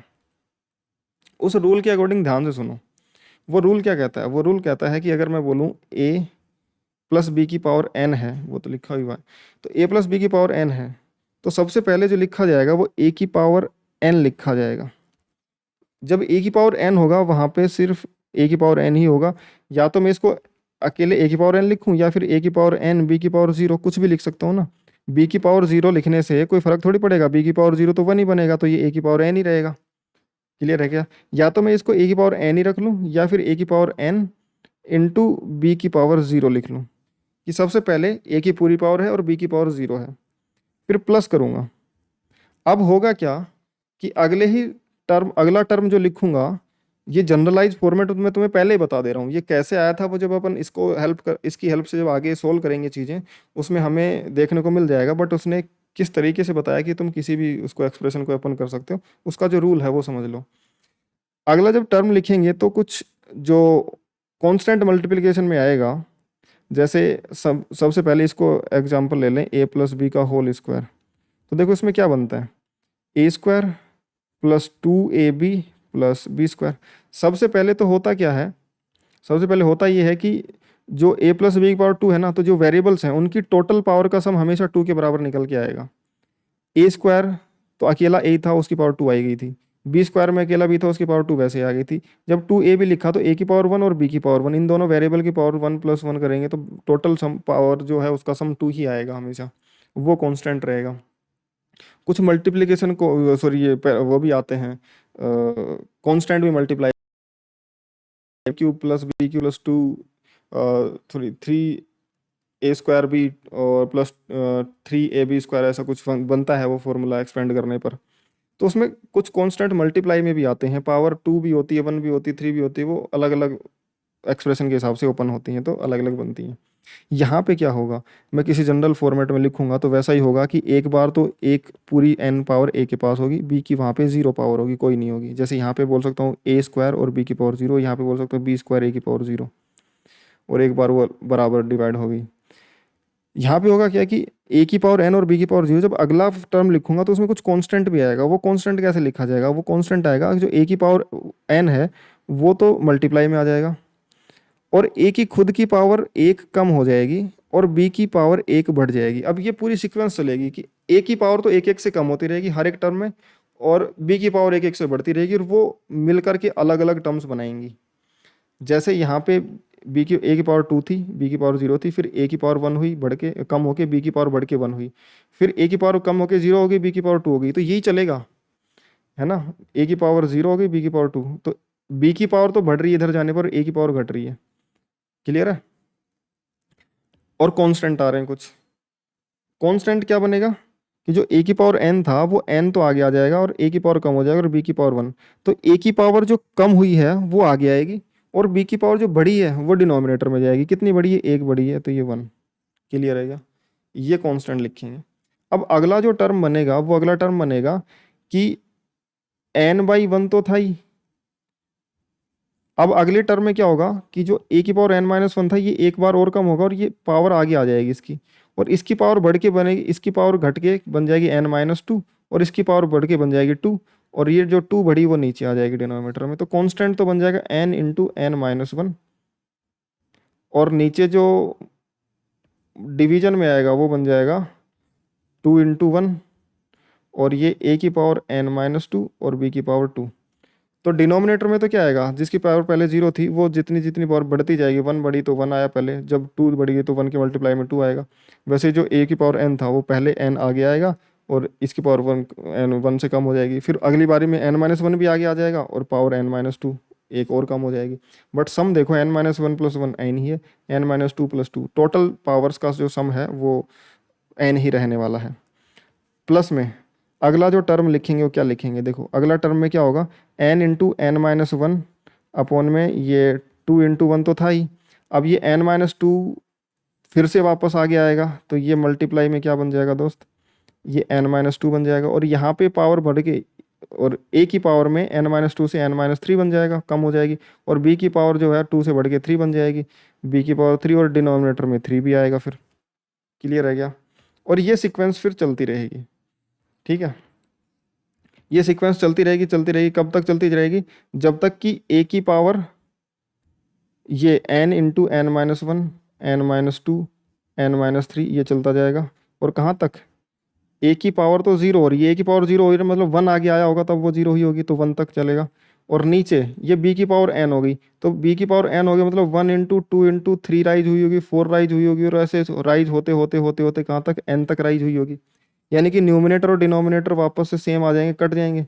तो जब लास्ट वाली टर्म लिखी जाएगी जिसमें a की पावर जीरो बनेगी, वहाँ पे b की पावर n बनेगी, वहाँ पे न्यूमिनेटर और डिनोमिनेटर फिर से इक्वल हो जाएंगे और वो कट जाएंगे। तो ये टर्म मैं बोलूँ ऐसे लिखता जाऊँगा, तो एक टर्म ऐसी आएगी जिसमें कांस्टेंट तो वापस से वन हो जाएगा जैसे इसमें था, और यहाँ पे a की पावर n b की पावर जीरो थी, वहाँ पे a की पावर जीरो b की पावर n बन जाएगा। क्लियर है क्या यार? इस तरीके से जो एक्सप्रेशन लिखा जाएगा इसको बाइनोमियल थ्योरम के नाम से बोलते हैं, कि हम किसी भी एक्सप्रेशन को, बाइनोमियल एक्सप्रेशन को कैसे ओपन कर सकते हैं, ये उसका तरीका है, ये उसकी थ्योरम है। क्लियर है क्या यार? ध्यान से समझ लेना, मैंने काफ़ी आराम से समझाया इसको, अगर नहीं समझ में आया तो एक बार वीडियो को पीछे करके फिर से देख लो, ठीक है? बट समझना ज़रूरी है। मैथ्स में भी आएगा ये, जो भी मैं तुम्हें पढ़ा रहा हूँ चीज़ें सारी मैथ्स में आएंगी, बट वो कब आएंगी उसका इंतजार नहीं कर सकते फिजिक्स पढ़ने से पहले। ठीक है, हाँ। और फिजिक्स में किस तरीके से यूटिलाइजेशन होगा, मैं सिर्फ और सिर्फ उसी तरीके से टारगेट करते हुए चीज़ें बताऊंगा जो फिजिक्स में आगे काम आएंगी, वही एग्जाम्पल मैं यहाँ पे ले रहा हूँ हर एक टॉपिक में। तो पूरा फिजिक्स स्पेसिफिक मैथ पढ़ रहे हैं कि हमें फिजिक्स में किस तरीके की कैलकुलेशंस काम में आएंगी, उसी के बारे में पढ़ेंगे। बट हाँ, मैथ्स में तो टॉपिक आएंगे ही आएंगे। ठीक है, ये समझ में आया कैसे हुआ? तो इस तरीके से हम इस एक्सपेंशन को ओपन कर सकते हैं, इसमें सारे पावर्स आएंगे, है ना। ए की पावर कम होती रहेगी, बी की पावर बढ़ती रहेगी, ए की पावर फिर लास्ट में जीरो, बी की पावर पूरी एन बन जाएगी। इस तरीके से ओपन होता है। एग्जाम्पल से समझें, जो ए प्लस बी का whole square A square plus B square plus two A B होता है, या फिर A square plus two A plus B square लिखते हैं, ये कैसे बनता है वो इस एक्सप्रेशन से निकाल के सीखते हैं, तो तुम्हें ज़्यादा अच्छे से समझ में आएगा। ठीक है, ये हटा लेते हैं एक बार के लिए, इनको करते हैं। हाँ, अब है क्या, ध्यान से सुनो। ए प्लस बी का होल स्क्वायर है, इसको ओपन करना है। ए प्लस बी का होल स्क्वायर, एन की वैल्यू कितनी है, 2। तो सबसे पहले क्या होता है कि जो पहला टर्म है उसी को ले लेते हैं, पूरी की पूरी पावर। तो ये जो बनेगा वो ए की पावर 2 बन जाएगा, और बी की पावर 0, तो बी की पावर 0 को 1 ही रख लेते हैं। ठीक है, फिर प्लस में अब ए की पावर जो है वो 2 आएगा, बी की पावर 0 थी, ए की पावर 2 से कम होके 1 बन जाएगा, और बी की पावर यहाँ पे जो 0 थी वो बी की पावर यहाँ पे 1 बन जाएगी। अब जो 2 था वो आगे आ गया, और बी की पावर जो 1 बढ़ी वो डिनोमिनेटर में आएगी, प्लस में। अब आगे क्या होगा, जो 1 था वो भी आगे आ जाएगा, तो 2 इंटू वन अपॉन में नीचे 1 था, और ए की पावर तो कम हो जाएगी 1 से, तो 1 से कम होकर 0 बन जाएगी, और बी की पावर 1 से बढ़ेगी तो वो 2 बन जाएगी, और बी की पावर जो 2 आई वो नीचे मल्टीप्लाई होगी। समझ में आई क्या बात? तो जो बी की पावर बढ़ेंगी वो तो नीचे मल्टीप्लाई होती जाएंगी, और जो ए की पावर कम होंगी वो ऊपर मल्टीप्लाई होती जाएंगी। यही सीक्वेंस बन रहा है, यहाँ पे भी यही था। जितनी भी ए की पावर कम हुई थी, पहले एन से कम हुई तो वो एन, फिर एन माइनस वन का से एक कम हुआ तो एन माइनस वन भी आगे आ गया था, फिर एन माइनस टू कम हुआ तो वो भी आ गया। तो जो ए की पावर कम होती जाती हैं वो तो ऊपर आती जाती हैं, और जो बी की पावर बढ़ती जाती हैं वो सेम नीचे आती जाती हैं। ठीक है, अब यहाँ से देखो ध्यान से, ये क्या बनेगा, ये ए स्क्वायर प्लस ये 2ab प्लस में ये क्या बन जाएगा, बी स्क्वायर। ये तो कट जाएंगी चीज़ें, है ना, सेम न्यूमिनेटर डिनोमिनेटर। तो A square plus 2ab plus B square, यही तो बनता है ए प्लस बी का होल स्क्वायर। इस तरीके से आता है वो, है ना। ए प्लस बी का होल क्यूब, इसका तुम्हें फॉर्मूला याद होगा, तुम होशियार बालक हो तभी तुम जेई की तैयारी करने के लिए आए हो, या नीट की तैयारी करने के लिए आए हो, तो क्यूब का फॉर्मूला तुम्हें पता होगा। नहीं भी पता है तो हम देखो बनाना सीख गए हैं। सबसे पहले पूरी पावर ए को दे दो, तो ए की पावर 3 इंटू बी की पावर कर दो 0, बी है ही नहीं वहाँ पे, पूरी पावर इसके पास है। प्लस में अब ए की पावर 1 कम करेंगे तो 3 जो उसकी पावर है वो यहाँ पे आ जाएगी, और ये बन जाएगा ए की पावर 3 से कम करके 2, और बी की पावर 1, जो बी की पावर बड़ी वो डिनोमिनेटर में आएगी, 3/1 ए स्क्वायर बी। प्लस में अब क्या करेंगे, 3 इंटू जो 2 कम होगा वो आगे आएगा, तो 3 इंटू 2, और ए की पावर 2 से कम होकर के 1 बच जाएगी, और बी की पावर 1 से बढ़ के 2 बन जाएगी, और नीचे 1 के साथ में मल्टीप्लाई में 2 आ जाएगा, बी की पावर जो बड़ी वो डिनोमिनेटर में आ जाएगी मल्टीप्लाई में। प्लस में अब 3 इंटू 2 इंटू जो 1 थी वो भी आगे आ जाएगी, और ए की पावर 0 डिनोमिनेटर में, और ये बी की पावर 3, तो 1 इंटू 2 तो था ही, और बी की पावर जो 3 आई वो भी डिनोमिनेटर में। तो अब ये तो कट जाएंगी वापस से, है ना। ये क्या बन जाएगा, A cube plus 3 A square B plus 3 a b square plus में ये बी क्यूब। क्लियर है क्या? जैसा ए के साथ में होगा वैसा ही बी के साथ में भी होगा। ए और बी के लिए सिमेट्रिक पैटर्न बनता है ना। इधर से देखेंगे जैसे ए की वैल्यू कम होती जा रही है, वैसे इधर से देखेंगे तो बी की वैल्यू कम होती जाएंगी पावर्स, ठीक है ना। और जैसे ए 3 a स्क्वायर भी बनेगा वैसे 3 a b स्क्वायर भी बनेगा, सिमेट्रिक टर्म्स बनेंगी, है ना। क्योंकि मैं बी को पहले लिख दूं ए को बाद लिख दूं तो फिर सेम टर्म आनी चाहिए थी, तो उससे कोई फर्क थोड़ी ना पड़ेगा। तो इसलिए दोनों तरफ से देखें तो सिमेट्रिक बनता है। अब अगर मैं तुमसे पूछूं a प्लस बी की पावर 4 है, इसको एक्सपेंड करो, तो एक बार वीडियो पॉज करके इसको एक्सपेंड करो और फिर मैं जो सोल्यूशन बता रहा हूँ उससे आके मैच करना, ठीक है। इसको एक्सपेंड करते हैं, तो सबसे पहले a की पावर 4 b की पावर 0 प्लस में अब पावर 4 आगे आ जाएगी, ए की पावर 3 बच जाएगी और बी की पावर 1, और जो बी की पावर 1 आई वो डिवाइड में, फिर प्लस में 4 इंटू ए की पावर 3 जो है वो आगे आएगी, तो ए की पावर 3 आगे आने के बाद में क्या बच जाएगी, 2 बच जाएगी, और बी की पावर 1 से बढ़ेगी तो वो 2 बनेगी, डिवाइड बाई 1 तो था ही, बी की पावर 2 बढ़ी तो 2 आगे आ जाएगी, है ना। मतलब 1 से बढ़ के 2 हो गई तो वो 2 नीचे आ जाएगा, फिर प्लस लिखेंगे, 4 इंटू 3 अपॉन में 1 इंटू 2 तो है ही, साथ में ए की पावर अब एक और कम हो जाएगी, कम होके a 1 बन जाएगी, और बी की पावर 1 से बढ़ के 3 बन जाएगी। अब नीचे तो बी की पावर 3 बनी तो 3 मल्टीप्लाई होगा, ऊपर एक कम हुआ तो ये 2 मल्टीप्लाई हो जाएगा, 2 से कम होके a 1 हुआ तो 2 जो है वो हटा है तो 2 आ जाएगा। फिर प्लस में 4 इंटू 3 इंटू 2, अब ए की पावर 1 थी वो 1 आगे आ जाएगी, और ए की पावर बन जाएगी 0। डिनोमिनेटर में क्या होगा, ये बी की पावर 3 से 4 बनेगा, और ये बन जाएगा 1 इंटू 2 इंटू 3 तक तो था ही, और 4 आया अब तो 4 भी मल्टीप्लाई हो जाएगा। अब ये कट जाएंगे, और ये क्या बन जाएगा, देखो ये बन जाएगा ए की पावर 4 प्लस ये 4 ए क्यूब बी प्लस ये क्या बनेगा, ये बनेगा 2 से कट जाएगा, और ये 2 2 3 जा 6, तो ये 6 a square b square plus में ये क्या बनेगा, ये बनेगा 4 a b क्यूब। ध्यान से देखो, 3 से 3 कट जाएगा, 2 से 2 कट जाएगा, 4 बच जाएगा, प्लस में बी की पावर 4। तो देखो ए और बी के लिए सिमेट्रिक पैटर्न बन रहा है, लेफ्ट टू राइट से देखेंगे तो ये इसका एक्सपेंशन बन जाएगा। क्लियर है क्या यार? ध्यान से देख लो, है ना। तुम कोई भी एक्सपेंशन अब तुम बना सकते हो अपने हिसाब से, कोई भी एक्सपेंशन लिख सकते हो किसी भी पावर का इस तरीके से, ठीक है। ये इसके आंसर लिखे हुए हैं।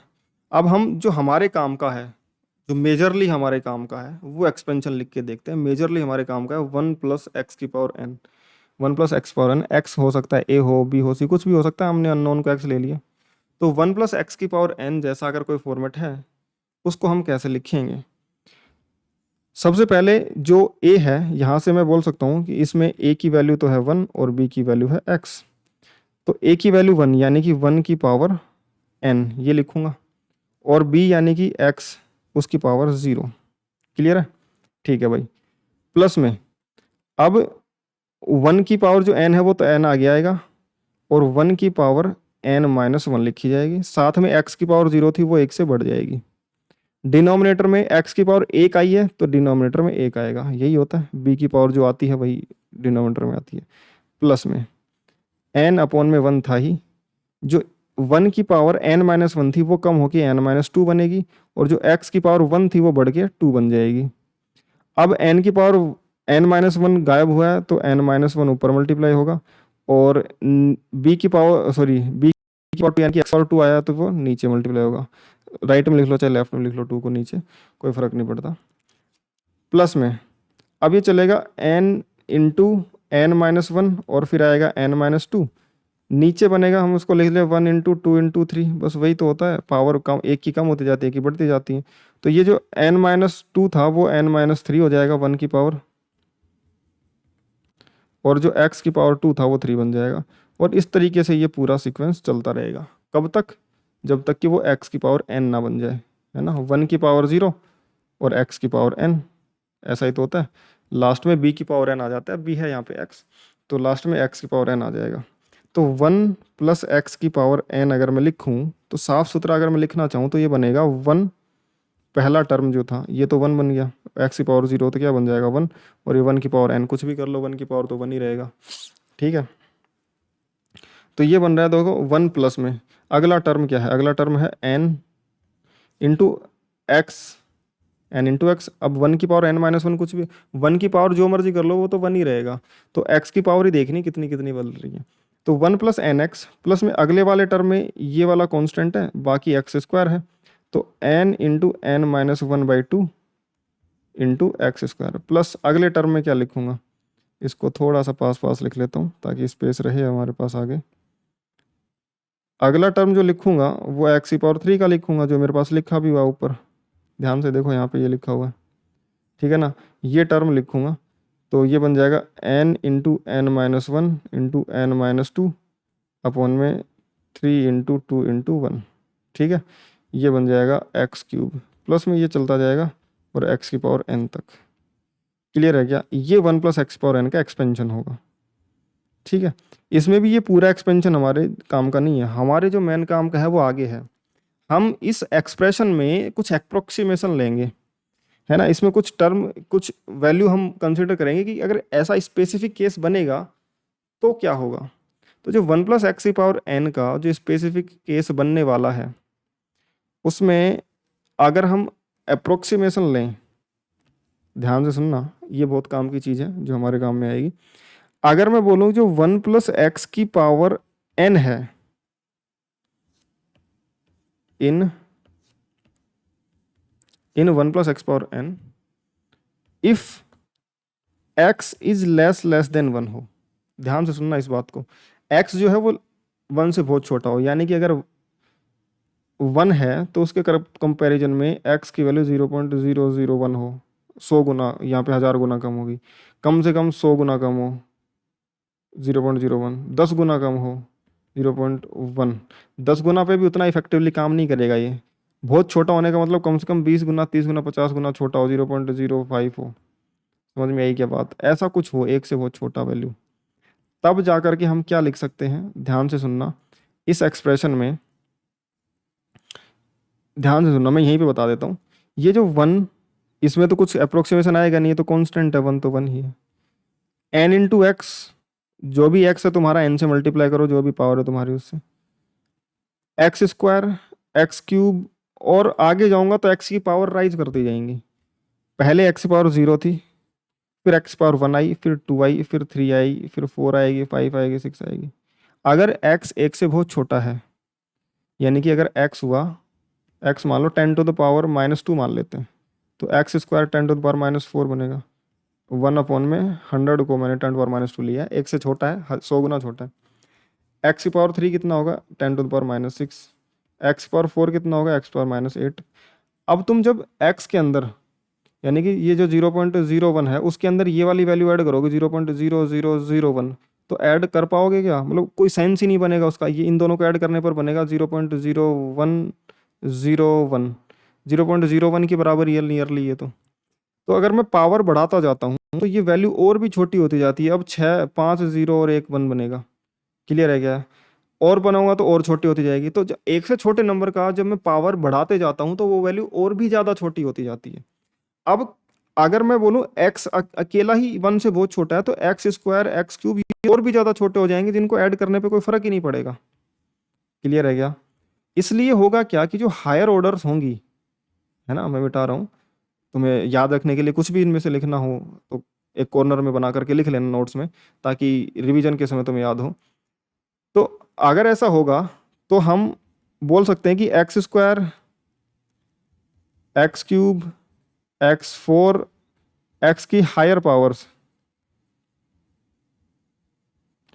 Will become negligible as compared to x। अगर वो नेग्लिजिबल हो जाएंगी तो हायर पावर्स को हम हटा ही देते हैं, तो 1 देन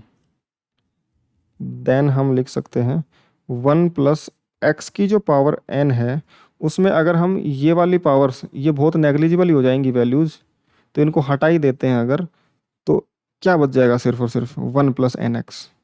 क्लियर है क्या? यही अप्रोक्सीमेशन है जो बहुत काम आता है फिजिक्स में, 1 प्लस एन एक्स।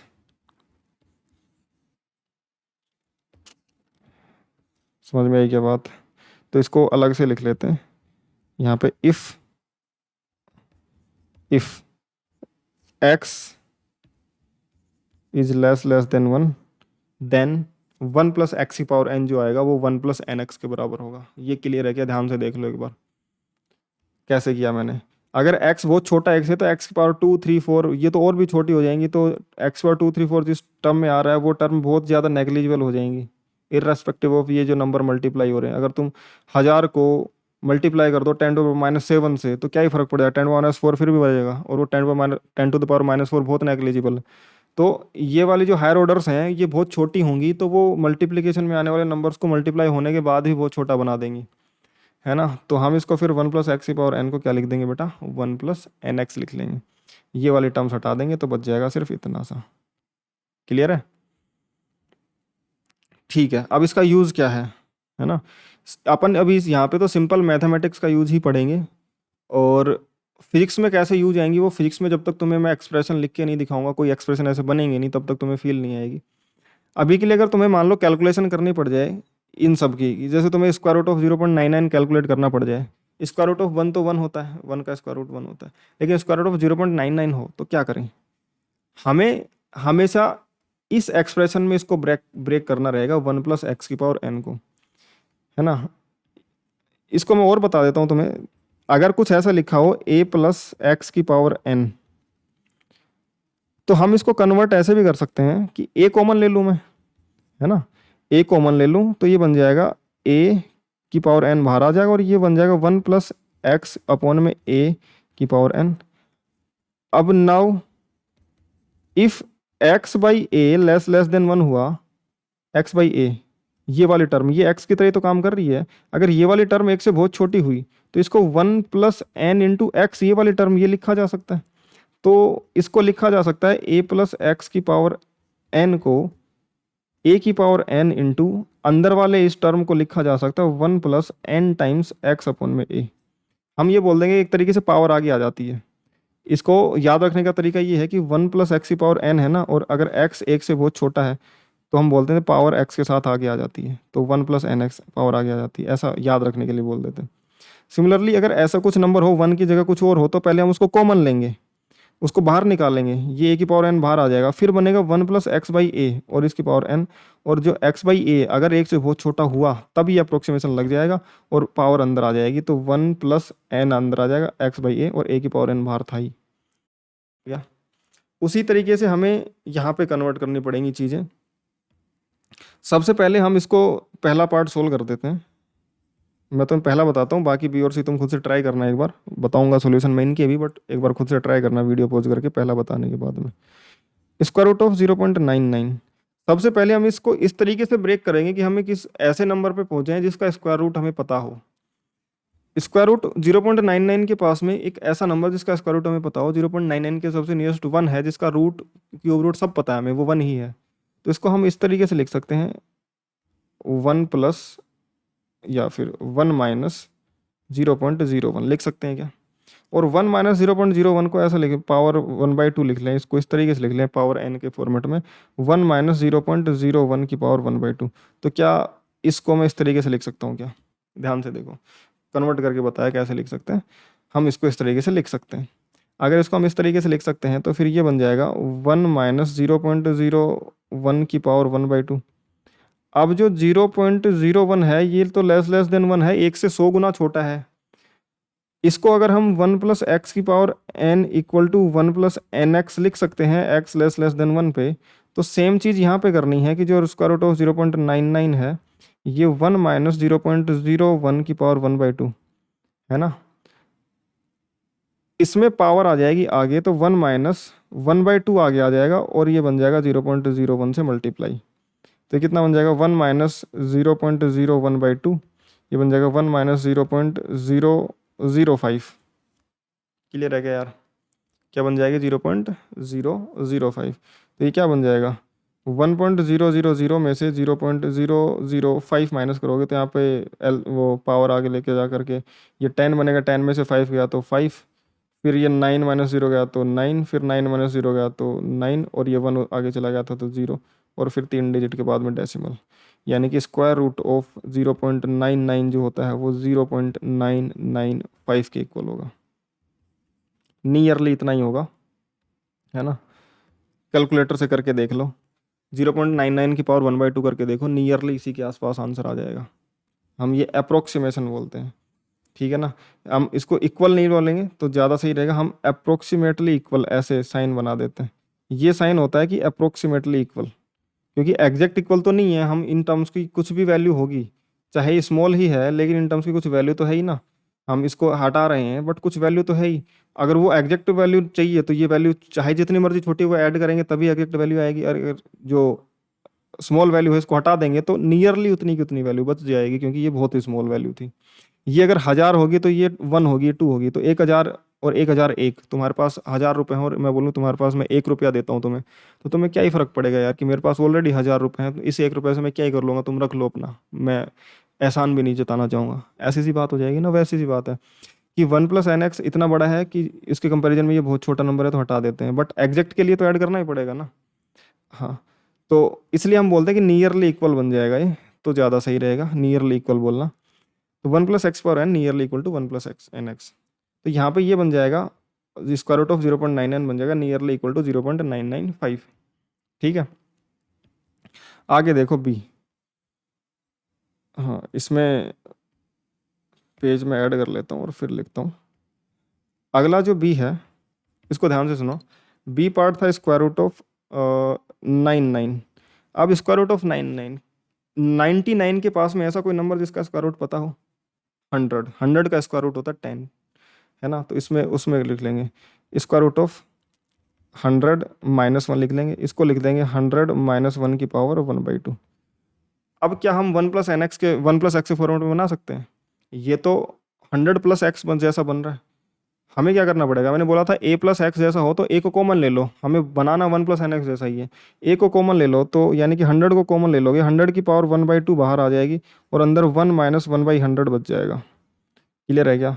और इसकी पावर है 1/2। 100 की पावर 1/2 बन जाएगा 10, और अंदर है 1 - 1/100 की पावर 1/2। और हमें पता है कि ये वाला जो नंबर है 1/100 ये 1 से बहुत छोटा है, तो फिर पावर आ जाएगी आगे।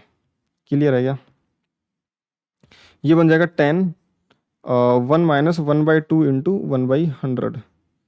ठीक है, तो ये बन जाएगा 10 1 - 0.01/2, और ये क्या बनता है 10 टाइम्स, ये अभी कैलकुलेट करा था, ये बनता है 0.995, यानी कि ये वैल्यू कितनी बन जाएगी 9.95। तो स्क्वायर रूट ऑफ 99। क्लियर है क्या? 9.95 ये नियरली इक्वल टू ऐसा बोल सकते हैं, 9.95 के नियरली इक्वल टू होगा। अब ये 0.995 था, ये 9.95 एक तरीके से 10 टाइम्स हुआ है, तो अंदर भी तो ये लेफ्ट हैंड साइड को अगर मैं 10 से मल्टीप्लाई करूँगा तो 10 अंदर जाके 100 बनेगा, 100 से 0.99 को मल्टीप्लाई करेंगे तो 99 ही तो आता है। तो वही तो बात है, 10 टाइम्स ही तो आ रहा है आंसर। ठीक है, सी पार्ट जो दे रखा है, सी पार्ट हम देखेंगे स्क्वायर रूट ऑफ 630 दे रखा है। 630 के नियरेस्ट नंबर जिसका स्क्वायर रूट हमें पता हो 625, जो कि 25 का स्क्वायर होता है, तो इसको उसमें फॉर्मेट में बदल लेंगे स्क्वायर रूट ऑफ 625 + 5। अब इसको 625 + 5 की पावर 1/2 लिखेंगे, और 625 को फिर हमें बाहर लेना पड़ेगा क्योंकि 1 + समथिंग के फॉर्मेट बनाना है हमें, तो 625 को बाहर लेना पड़ेगा। 625 की पावर 1/2 बाहर आ जाएगा, और ये बन जाएगा 1 + 5 अपॉन में 625 की पावर 1/2। क्लियर है? अब ये क्योंकि 5 अपॉन में 625 एक से बहुत छोटा है, तो 1 + x पावर n का फॉर्मूला लग जाएगा अप्रोक्सीमेशन वाला कि n आगे आ जाएगा उसमें, और 625 की पावर 1/2 ये तो बाहर तो बन गया 25, और ये बन जाएगा 1 + 5 अपॉन में 1/2 बाहर आ गया, 1/2 इंटू 5 अपॉन में 625। ठीक है, तो ये बन जाएगा 25, 1 + 5 से करेंगे तो ये 1 बन जाएगा नीचे, अपॉन में 2 इंटू 125, और 125 इंटू 2 बन जाएगा 250। तो 25 1 + 1 अपॉन में 250। 250 1/250 कितना बनेगा? 1/250 कितना बनेगा? ऊपर में 1000 लिख दूँ, नीचे भी 1000 लिख दूँ, मल्टीप्लाई कर दूँ यहाँ पे, तो 1000/1000 यहाँ पे इन दोनों पॉइंट पे, तो 1000/250 तो बन जाएगा 4, और डिवाइड बाई 1000 तो वो 0.004 बन जाएगा। तो ये वाली वैल्यू कितनी बनेगी? 25, 1 प्लस 0.004। अब इसको ऐड कर लो, ये क्या बन जाएगा? 25 प्लस 25 इंटू 4 कितना बनेगा? 100। तो हाँ 100 बनेगा, और 3 डिजिट तक डेसिमल लगाना है, तो 0.100, 0.100 ये बन जाएगा। यानी कि ये स्क्वायर रूट ऑफ 630 जो होगा वो नियरली इक्वल होगा बेटा 25.1 के।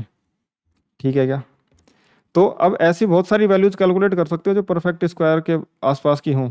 क्यूब रूट भी निकाल सकते हो, है ना? पावर n को 3 भी तो ले सकते हो, कोई फर्क थोड़ी पड़ता है ना? या 1/3 भी तो ले सकते हो, तो कुछ भी वैल्यू निकाल सकते हो तुम। ठीक है, तो जैसे कि मैं एग्जांपल दे देता हूँ, होमवर्क दे देता हूँ तुम्हें, तुम करके आना। पहला अगर क्वेश्चन में लिखूँ कि स्क्वायर रूट ऑफ 101, इसको तुम क्या लिखोगे? स्क्वायर रूट ऑफ 100 प्लस 1 करके इसको सोल्व कर सकते हो, है ना? ये ए पार्ट हो गया। बी पार्ट हम लिखें कि हमें निकालना है स्क्वायर रूट ऑफ 620, है ना? ये निकाल लो, इसको तुम लिख लोगे स्क्वायर रूट ऑफ 625 माइनस 5, कर लोगे ना? ठीक है, और सी पार्ट मैंने बोल दिया कि इस तरीके से कर लेते हैं, क्यूब रूट निकाल लेते हैं। 3 का स्क्वायर 9 होता है, तो हम लिख देते हैं 10 की पावर 1/3। ठीक है, तो इसको हम क्या कर लेंगे? नहीं 27, तो 30 लिख लेते हैं इसको।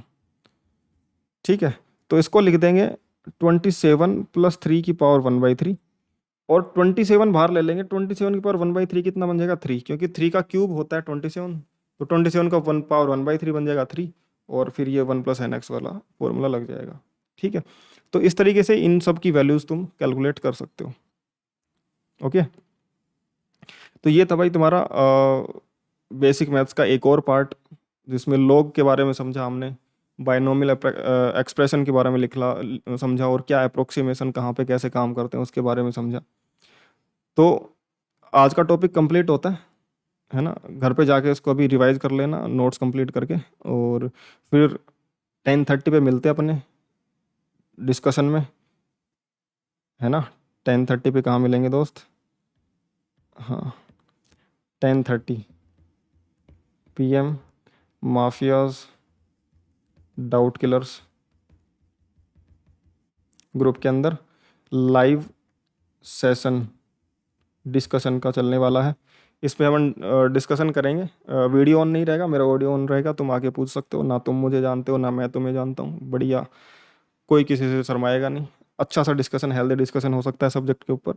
तो जो भी डाउट रहा हो इस टॉपिक पे आ सकते हो। उसके अलावा भी कोई डाउट है तो भी वहाँ पे आके डिस्कस कर सकते हो। प्रिपरेशन से रिलेटेड या फिर फिजिक्स से रिलेटेड कोई और भी डाउट है, तो कोई और क्वेश्चन में भी डाउट है तो तुम डिस्कस कर सकते हो। उसके अलावा तुम्हें कोई समस्या है, कुछ तुम वैसे बात नहीं करना चाह रहे हो, तो तुम मुझे व्हाट्सअप कर सकते हो। मेरा व्हाट्सअप नंबर है 76968369222। ठीक है, इस पे कॉल मत करना, कॉल का आंसर मैं नहीं कर पाऊंगा। मैसेज कर देना, जैसे टाइम मिलेगा मैं तुम्हें रिप्लाई कर दूंगा। ठीक है, फ्री कोर्स है, अपने दोस्तों को रिकमेंड करो। क्वालिटी इतनी मिलेगी कि तुम सोच भी नहीं सकते, है ना? जिस तरीके से अभी तुमने अगर लेक्चर करे भी होंगे, जो भी ये लेक्चर करेगा उसको फील हो जाएगा कि कितने बेसिक से तुम्हें चीज़ें एक्सप्लेन करी जा रही हैं, हर एक चीज़ का रीजन दे करके क्या हो रहा है ना? बिल्कुल फ्री है, फ्री में कंटेंट सब लोग दे रहे हैं। मैं ये नहीं कहता कि मैं ही दे रहा हूँ, बहुत से लोग हैं जो फ्री में पूरा कंटेंट दे रहे हैं। बट हाँ, मैं बता रहा हूँ कि मैं जो एफर्ट लगा रहा हूँ वो मेरी तरफ से बेस्ट है, और तुम्हें हर एक चीज़ बिल्कुल छोटे लेवल से समझाई जाएगी। ये कुछ भी अज्यूम नहीं किया जाएगा कि तुमने पहले से कुछ समझ रखा है। ठीक है, जीरो से एडवांस लेवल तक जाएंगे। यूट्यूब चैनल सब्सक्राइब कर देना नए हो तो भाई, और वीडियो को लाइक कर लेना अच्छा लगा हो तो। टेलीग्राम पे अपना चैनल ज्वाइन कर लेना @फिजिक्स माफिया, जहाँ पे तुम्हें ये क्लासेस के नोट्स वगैरह मिल जाएंगे, इसकी PDF वगैरह मिल जाएगी, और क्लासेस के अपडेट्स मिल जाएंगे, कब कौन सी क्लास कैसे होने वाली है। @द फिजिक्स माफिया इंस्टाग्राम पे अपना हैंडल है, वहाँ पे जाके फॉलो कर लेना। ठीक है, ठीक है, आज के लिए बहुत है इतना, और मिलते हैं अगले लेक्चर में।